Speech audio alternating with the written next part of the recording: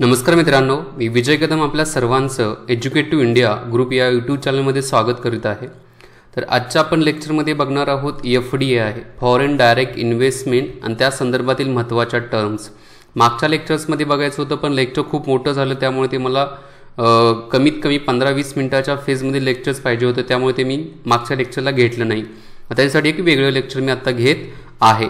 आता या लेक्चरमध्ये आपण बघणार आहोत की परकीय भांडवल जे आहे, फॉरेन कॅपिटल आपण म्हणतो, या फॉरेन कॅपिटलचे प्रकार कोणते आहेत आणि त्याच्या अंतर्गतच मग एफडीआय फॉरेन प्रत्यक्ष म्हणजे परकीय प्रत्यक्ष गुंतवणूक असेल किंवा परकीय अप्रत्यक्ष गुंतवणूक आहे, या संदर्भात माहिती बघणार आहोत। चला आपण चालू करूया। बाकी आजपर्यंत झालेल्या सर्व लेक्चरचे लिंक डिस्क्रिप्शन बॉक्समध्ये आणि एज्युकेटिव्ह इंडिया ग्रुपच्या टेलिग्राम चॅनलवरती तुम्हाला पाहायला भेटेल। ओके, चला आपण चालू करूया। परकीय भांडवल, आता हे जे परकीय भांडवल आहे याला आपण फॉरेन कॅपिटल असं म्हटलं जातं बघा। आता परकीय गुंतवणूक भारतामध्ये केली जाते, याचा अर्थ परकीय भांडवल तर भारताला भेटत आहे। मग याचे दोन प्रकार करण्यात आलेले आहेत। याच्या दोन प्रकारामध्ये एक आहे ते खाजगी परकीय भांडवल आणि दुसरं आहे ते सार्वजनिक परकीय भांडवल असे करण्यात आलेलं आहे। आता खाजगी परकीय भांडवल याच्यामध्ये काय आहेत बघा, दोन प्रकार पुन्हा येतात, त्याचे दोन भाग केलेले आहेत। एक परकीय प्रत्यक्ष गुंतवणूक आणि दुसरा जो आहे तो परकीय अप्रत्यक्ष गुंतवणूक असं म्हटलेलं आहे। परकीय प्रत्यक्ष गुंतवणूक जे आहे त्याला एफडीआय असं म्हटलं जातं आणि परकीय अप्रत्यक्ष गुंतवणूक एफआयआय याला आपण इंग्लिशमध्ये म्हणतो फॉरेन इनडायरेक्टली इन्व्हेस्टमेंट असं म्हणणार आहे आणि तर फॉरेन डायरेक्टली इन्व्हेस्टमेंट असं म्हणणार आहे। आता आपण परकीय अप्रत्यक्ष गुंतवणुकीमधील मुद्दे बघू। तर जी काही एफआयआयएस ही वेगळी आली बघा, म्हणजेच फॉरेन इन्स्टिट्यूशनल इन्व्हेस्टमेंट, परकीय संस्थात्मक गुंतवणूक जी आहे, परकीय संस्थात्मक गुंतवणूक। दुसरे आहे ते क्वालिफाईड फॉरेन इन्व्हेस्टर, या दोघांना एकत्रित करून काय करण्यात आलेले तर परकीय पोर्टफोलिओ इन्व्हेस्टमेंट असं म्हणण्यात आलेलं आहे। म्हणजेच फॉरेन पोर्टफोलिओ इन्व्हेस्टमेंट तयार करण्यात आलेली आहे।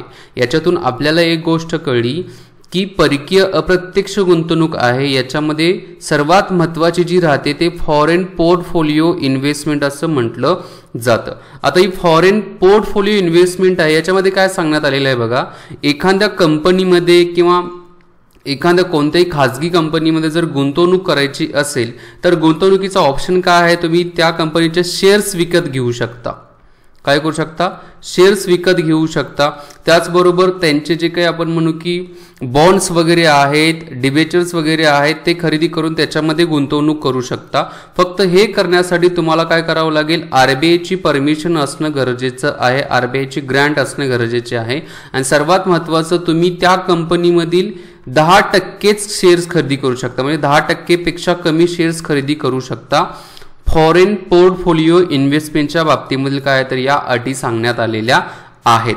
आणि जरी 10% शेअर्स खरेदी केले असले तरीही तुम्ही त्या कंपनीवरती स्वतःची मालकी दाखवू शकत नाही, असं या एफपीआय मध्ये सांगण्यात आलेलं आहे। राहिला मुद्दा एडीआर आणि जीडीआर काय आहे बघा, अमेरिकन डिपॉझिटरी रिसीट आणि ग्लोबल डिपॉझिटरी रिसीट असं म्हटलं जातं। याच्यामध्ये काय सांगितलंय बघा, ज्या भारतीय कंपन्या आहेत, मी तर लिहितो बघा, इंडियन कंपनीज ज्या आहेत या भारतीय कंपन्यांना परकीय देशातील जो भांडवली बाजार आहे, कॅपिटल मार्केट आहे, याच्यामधून जर पैसे उभा करायचे असतील किंवा कर्ज घ्यायचं असेल तर याच्यासाठी एडीआर आणि जीडीआरचा वापर केला जातो। एडीआरचा अमेरिकन डिपॉझिटरी रिसीटच्या बाबतीमध्ये वापर केला जातो आणि ग्लोबल डिपॉझिटरी रिसीट आहे तो इतर यांच्या बाबतीमध्ये त्याचा वापर केला जातो। हे झालं परकीय अप्रत्यक्ष गुंतवणुकी संदर्भातील हे महत्त्वाचे मुद्दे झाले।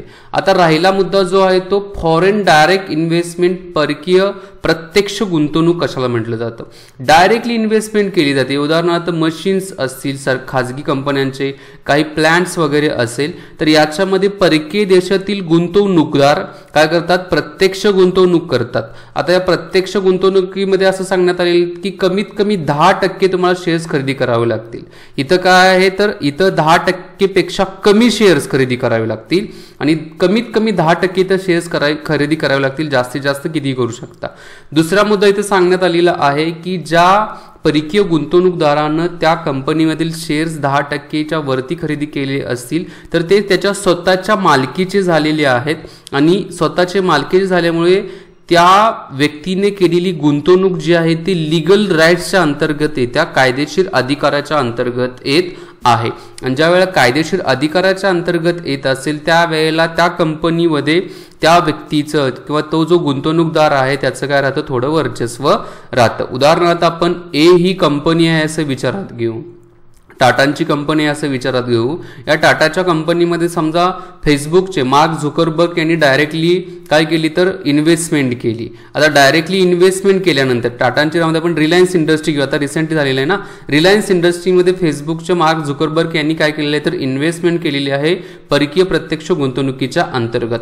आणि त्या कंपनीमधील त्या 10% शेअर्सवरती या व्यक्तीचं किंवा त्या कंपनीचं काय राहतं तर वर्चस्व राहतं. तसं मार्क झुकरबर्गचं पण वर्चस्व राहू शकतं असं आपण म्हणू शकतो. असं एक साधं मी उदाहरण घेतलेलं आहे. अशी बरीच उदाहरणं आपण पाहू शकतो, त्याच्यामध्ये एफडीआय संदर्भात काही मुद्दे देण्यात आलेले आहे. म्हणजे इथं आपल्याला फॉरेन डायरेक्टली इन्व्हेस्टमेंटच्या बाबतीमधील मुद्दे समजलेले आहेत. राहिला मुद्दा सार्वजनिक परकीय गुंतवणूक जी आहे याच्यामध्ये जे कर्ज उभा केले जातात त्या कर्जाच्या बाबतीमध्ये इथं काय केलेले आहे तर मुद्दे मेन्शन केलेले आहे. याच्यामध्ये एकूण 3 मुद्दे आहेत. पहिला मुद्दा जो आहे तो bilateral hard loan, bilateral soft loan आणि मल्टीलॅटरल लोन. आता मल्टीलॅटरल लोन कशाला म्हटलं जातं तर ज्या आंतरराष्ट्रीय संस्था असतील या आंतरराष्ट्रीय संस्थांच्या मार्फत जी कर्जाची उभारणी केली जाते त्याला आपण काय म्हणतो तर मल्टीलॅटरल लोन किंवा बहुपक्षीय कर्ज असं म्हणतो. आता मल्टीलॅटरल लोन कोण कोण देतं तर वर्ल्ड बँक असेल, IMF असेल, त्याचबरोबर एशियन डेव्हलपमेंट बँक असेल इत्यादीच्या मार्फत मल्टीलॅटरल लोन म्हणजेच आपण त्याला मराठी मध्ये म्हणतो बहुपक्षीय कर्ज पद्धत प्रोव्हाइड केली जाते. आता बायलॅटरल म्हणजे द्विपक्षीय सुलभ कर्जमध्ये उदाहरणार्थ आपण म्हणू की अमेरिकेच्या मार्फत भारताला मदत केलेली असेल. बायलॅटरल इंडिया अमेरिका यांच्यामध्ये दोघांच्यामध्ये. सॉफ्ट लोन म्हणजे काय, आवश्यक असणाऱ्या वस्तूंच्या वरती खरेदी करण्यासाठी किंवा आवश्यक असणाऱ्या वस्तू उदाहरणार्थ अन्नधान्याच्या बाबतीमध्ये एक सॉफ्ट लोन दिलं जातं त्याच्या संदर्भात. पण हार्ड लोन कधी म्हणू शकतो की एक ठराविक कालावधी आहे, त्या कालावधीमध्ये दिलेले कर्ज आहे त्याची परतफेड करायची आहे, त्याच्यासाठी जे असतं त्याला बायलॅटरल हार्ड लोन असं म्हटलं जातं. हे परकीय भांडवल उभा करण्यामधील काय झाले तर हे आपण मुद्दे बघितलेले आहेत. त्याच्यानंतर आपण बघणार आहोत भारतामध्ये जो एफडीआय आहे या भारतामधील एफडीआय संदर्भातील कोणते कोणते मार्ग आहेत. एक म्हणजे ऑटोमॅटिक रूटच्या मार्फत भारतामध्ये एफडीआय येतो आणि दुसरा जो आहे तो सरकारी मान्यतेच्या मार्फत भारतामध्ये परकीय गुंतवणूक येत असते. आता ऑटोमॅटिक रूटच्या मार्फत येते याच्यासाठी भारत सरकारच्या परमिशनची गरज नसते किंवा रिझर्व्ह बँक ऑफ इंडियाच्या परमिशनची गरज नसते. पण समजा गव्हर्नमेंट अप्रुव्हल जर पाहिजे असेल ऑटोमॅटिक रूटच्या व्यतिरिक्त जे आहे त्याच्यामध्ये जर गुंतवणूक करायची असेल तर भारत सरकारची परवानगी घेणं गरजेचे असते. आता याच्यामध्ये 2 सांगण्यात आलेले आहे. समजा परकीय गुंतवणूक 5,000 कोटी पेक्षा कमी असेल तर जे वाणिज्य मंत्रालय आहे, कॉमर्स मिनिस्ट्री जे आहे यांच्याकडून परमिशन घेतली जाते. समजा 5,000 करोड रुपयाच्या वरती जर परकीय गुंतवणूक करायची असेल तर PMOच्या मार्फत त्याला परमिशन दिली जाते. ठीक आहे, हे झालं भारतामध्ये एफडीआय येण्याच्या बाबतीमधील कोणते कोणते मार्ग आहेत ते. बऱ्यापैकी ऑटोमॅटिक रूट म्हणजे 100% परकीय गुंतवणुकीसाठी काय करण्यात आलेले आहे तर भारतामधील जे आपण म्हणू की कंपन्या ज्या आहेत त्या ओपन करण्यात आलेल्या आहेत डायरेक्टली परकीय गुंतवणुकीच्या बाबतीमध्ये. आता कोणत्या क्षेत्रामध्ये फॉरेन डायरेक्ट इन्व्हेस्टमेंटला विरोध करण्यात आलेला आहे.